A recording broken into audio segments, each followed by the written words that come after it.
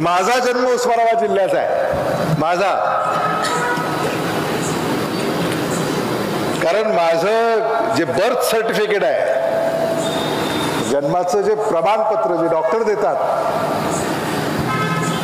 त्याच्यामध्ये लातूर तालुका आणि उस्मानाबाद जिल्हा असं नमूद केलेलं आहे.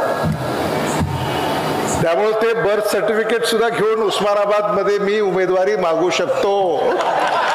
प्रत्येकांच्या जन्माच्या दाखल्यावर उस्मानाबादच लिहिलं असेल असं मला वाटतं. इथे जे काही बसले असतील, म्हणजे कुणाचे दाखले जर तुम्ही काढले, इथं एवढे जे बसले कुणाचेही दाखले काढा, प्रत्येकाच्या दाखल्यावर उस्मानाबादच लिहिलेलं, लातूर लिहिलं नसणार.